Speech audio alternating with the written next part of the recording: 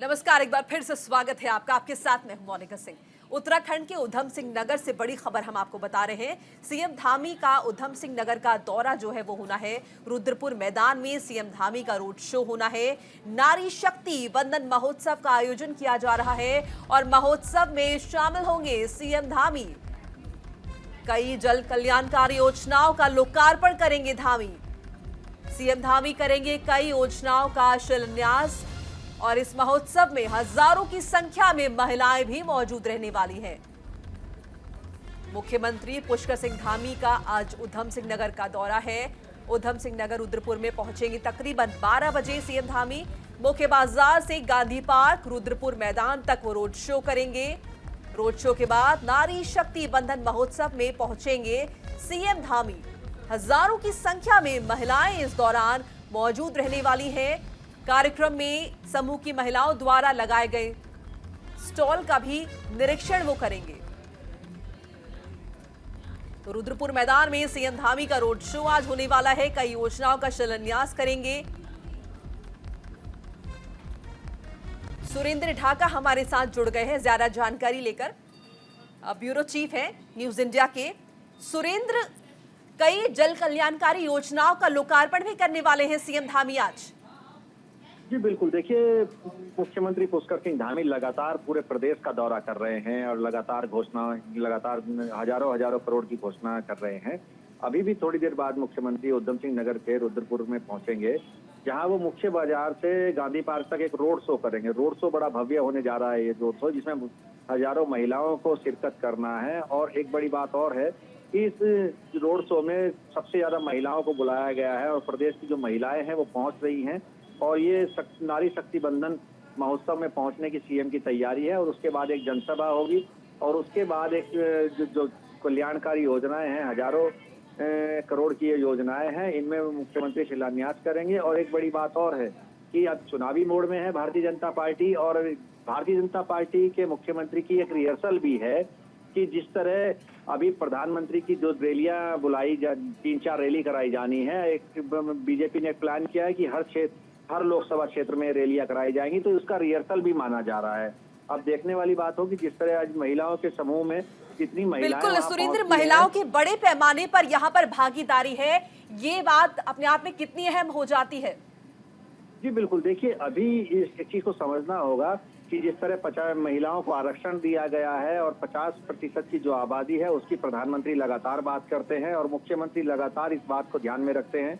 और जिस तरह नारियों का सम्मान और महिलाओं का सम्मान मुख्यमंत्री कर रहे हैं, तो एक बड़ा मैसेज है नारी शक्ति के लिए उत्तराखंड में। और आज ये जो प्रोग्राम होने जा रहा है नारी शक्ति बंधन, तो इसमें भी एक बड़ा मैसेज दिया जाएगा महिलाओं के लिए, क्योंकि आप देखेंगे चाहे उत्तराखंड राज्य का आंदोलन हो, उसमें भी महिलाओं ने बढ़ चढ़कर हिस्सा लिया और जितनी भी चुनाव होते हैं उसमें महिलाओं की भागीदारी देश की अपेक्षा उत्तराखंड में सबसे ज्यादा होती है। तो यही वजह है कि एक आधी आबादी पर विशेष ध्यान मुख्यमंत्री का भी है और भारतीय जनता पार्टी का भी है। तो जो सम्मेलन होने जा रहा है, बहुत जबरदस्त सम्मेलन आज होने जा रहा है, जिसमें मुख्यमंत्री शिरकत कर रहे हैं उधम सिंह नगर में और हजारों करोड़ की योजनाओं का शिलान्यास करेंगे और कुछ ऐप का भी इंस्टॉल कर सकते हैं महिलाओं को लेकर। बिल्कुल, इतने बड़े पैमाने पर यहाँ पर लोग जमा होने वाले हैं, रोड शो होने वाला है, महिलाओं की भागीदारी होगी जैसे कि आपने बताया।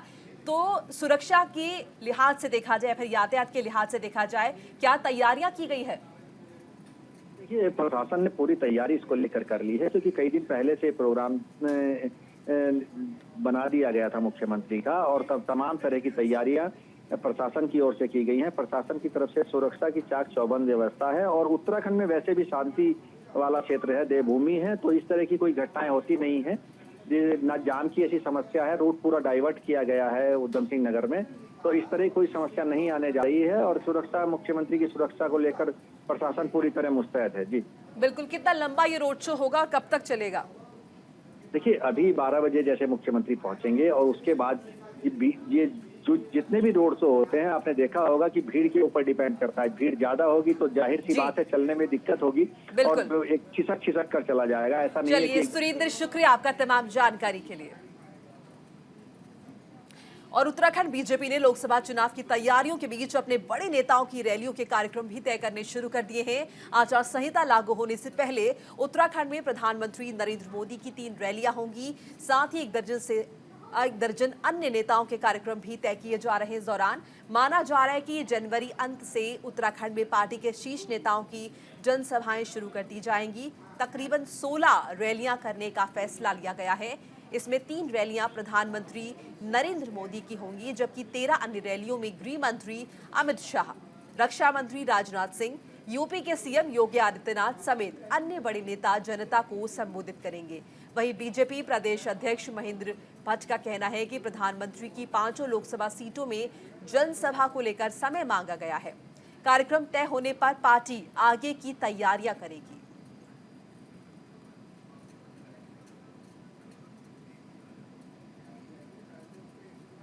देखिए, अभी हमने प्रधानमंत्री से आग्रह किया कि हमारी 5 लोग एक लोकसभा की रैली तो हमारी हो चुकी है। हमने कहा कि 5 लोकसभा में प्रधानमंत्री की सभाएं हों। प्रधानमंत्री ने हमने अपने राष्ट्रीय नेतृत्व से अनेकों सभाएं मांगी है और लोकसभा चुनाव से पूर्व एक भगवामय वातावरण बन जाए, भाजपा कमल हर घर में खिल जाए, हर परिवार से मतदाता निकलकर मोदी जी को प्रचंड मतदान देने में अपनी सहभागिता है, उसके सारे कार्यक्रम हम आगामी दिनों में करने वाले हैं। देखिए, अभी हमने प्रधानमंत्री से आग्रह किया कि हमारी 5 लोग एक लोकसभा की रैली तो हमारी हो चुकी है। हमने कहा कि 5 लोकसभा में प्रधानमंत्री की सभाएं हों।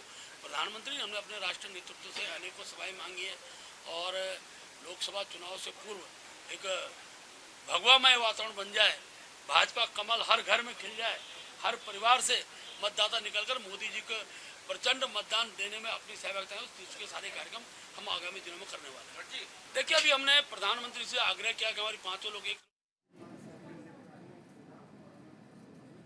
और उत्तराखंड में कड़ाके की ठंड पड़ रही है। देहरादून में 7 डिग्री तापमान दर्ज किया गया है। सर्द हवाओं से कपकपी पड़ गई है। पहाड़ों पर बर्फबारी हो रही है और बर्फबारी ने मैदानी इलाकों में भी ठंड बढ़ा दी है। कई जिलों में कोहरे का अलर्ट जारी कर दिया गया है। कड़ाके की ठंड पड़ रही है उत्तराखंड में और लगातार हो रही बर्फबारी से मैदानी इलाकों में भी ठिठुरन बढ़ गई है। सर्द हवाओं से कपकपी बढ़ गई है। मैदानी क्षेत्रों में कोहरे का प्रकोप जारी है। मंगलवार को चोटियों पर हिमपात की आशंका जताई गई थी, लेकिन प्रदेश में कहीं भी बारिश नहीं हुई। वहीं चोटियों पर हो रही बर्फबारी ने मैदानी इलाकों में ठंड लेकिन काफी बढ़ा दी है और कई जिलों में इस बीच कोहरे का अलर्ट भी जारी कर दिया गया है। 7 डिग्री तापमान दर्ज किया गया है देहरादून में। तेज हवाएं चल रही हैं, जिसका सीधा असर जनमानस पर पड़ा है। जहां मैदानी इलाकों में ठिठुरन देखी जा रही है और पहाड़ी इलाकों में बर्फबारी हुई है। इस बीच प्रशासन की तरफ से कई जिलों में कोहरे का अलर्ट जारी कर दिया गया है। और हमारे साथ ज्यादा जानकारी के लिए संजय पुंडीर जुड़ चुके हैं। संजय, क्या ताजा अपडेट है आपके पास? देखिए मोनिका, उत्तराखंड में लगातार ठंड का प्रकोप जारी है। ऐसे में लगातार मौसम विभाग भी समय समय पर अलर्ट कर रहा है, लोगों से कह रहा है कि आप जागरूक रहें, क्योंकि हम लगातार देख रहे हैं कि पहाड़ों में जिस तरह से जो पहाड़ की चोटियां हैं, 3000 से जो ऊंची फीट की जगह है, वहां पर लगातार बर्फबारी हो रही है, जिसका असर सीधा सीधा मैदानी जिलों पर भी पड़ रहा है। हालांकि इसी को देखते हुए जिला प्रशासन भी लगातार उन गरीब लोगों के बीच पहुंच रहा है, असहाय लोगों के बीच पहुंच रहा है, जिन्हें कहीं ना कहीं अलाव की व्यवस्था भी यहाँ पर प्रशासन के द्वारा की जा रही है। इसके अलावा पहाड़ों में हो रही बर्फबारी से सूखी ठंड पड़ रही है। हालांकि मौसम विभाग ने कहा है कि आने वाले 2 से 3 दिन बाद बारिश के आसार भी जताए जा रहे हैं, जिसको लेकर लोगों को जागरूक रहना होगा। समय समय पर हम देख रहे हैं कि पहाड़ों में जब बर्फबारी होती है तो वहां पर जो लोग होते हैं वो ज्यादा तादाद में पहुंचते हैं। यही वजह है कि लोगों को वहां पर जागरूक रहना चाहिए, अलर्ट रहना चाहिए, क्योंकि किसी तरह का हादसा ना हो। क्योंकि हम देखते हैं कि जब पहाड़ों में बर्फबारी होती है तो कई लोग हादसे के शिकार हो जाते हैं। यही वजह है कि लगातार आप बने रहिए हमारे साथ, आगे भी आपसे अपडेट हम लेंगे। रुड़की के गंग नहर कोतवाली और सिविल लाइन कोतवाली क्षेत्र में लगातार खनन कारोबारी अवैध खनन को अंजाम दे रहे हैं। नगला इमरती, डोडा कल्याणपुर, पालड़ी गुजर, रामपुर समेत पटियाली क्षेत्र में भी सुबह से शाम तक दर्जनों ट्रैक्टर ट्रॉलियों द्वारा अवैध खनन किया जा रहा है। वहीं पूरे मामले पर पुलिस और प्रशासनिक अधिकारी मूर्खदर्शक बने हुए हैं और खनन माफियाओं के हौसले बुलंद नजर आ रहे हैं।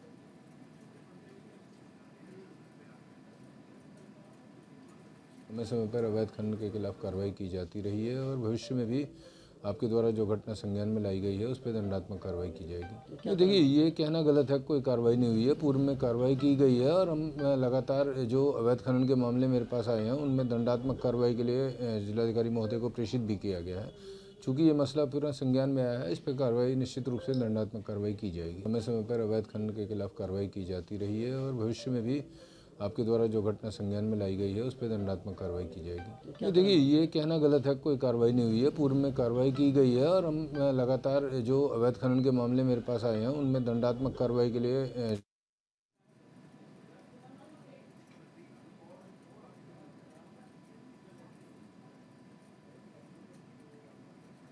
अवैध खनन का कारोबार लगातार जारी है और इस मामले पर पुलिस प्रशासन ने चुप्पी साधे हुई है।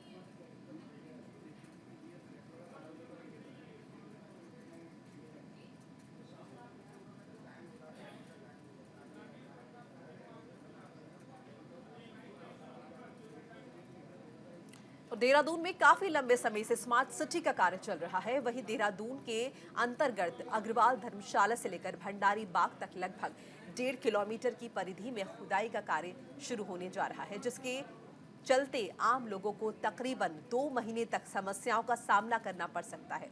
हालांकि रात के समय खुदाई का काम किया जाएगा, बावजूद इसके सड़कों पर मलबा रहने के चलते जाम की समस्या बन सकती है। बता दें कि स्मार्ट सिटी के काम के कारण शहर में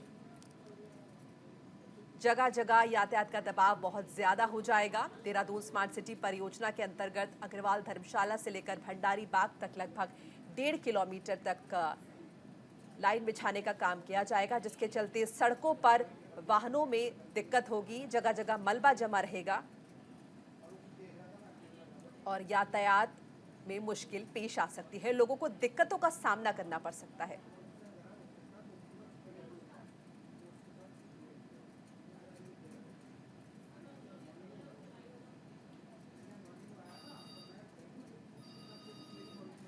स्मार्ट सिटी के कुछ कार्य हैं जो अभी नेशनल समिट के कारण कुछ समय के लिए होल्ड थे, क्योंकि डेवलपमेंट के बहुत जरूरी काम होने हैं, चाहे वो अंडरलाइन सीवर लाइन का हो चाहे वाटर लाइन का हो। और उसको देखते हुए, क्योंकि अभी लीन सीजन है, अभी कोई टूरिस्ट का सीजन नहीं है, और तो उसको देखते हुए अभी 1.5 से 2 माह ये काम चलेगा, जो सहारनपुर चौक से प्रिंस चौक और अन्य स्थानों पर खुदाई का काम चलेगा। तो जनता से इसमें अपील भी है कि इस रूट को तभी लें जब वो इस रूट पर वो लगता है कि बहुत अति आवश्यक काम है, तो इस रूट से अन्य रूट से डाइवर्ट हो जाए। उस संबंध में विस्तृत आदेश भी पब्लिक को इसमें दे दिए जाएंगे। वैसे कोशिश की जा रही है कि रात में देर रात्रि से प्रातः तक कार्य किया जाए, जिससे कि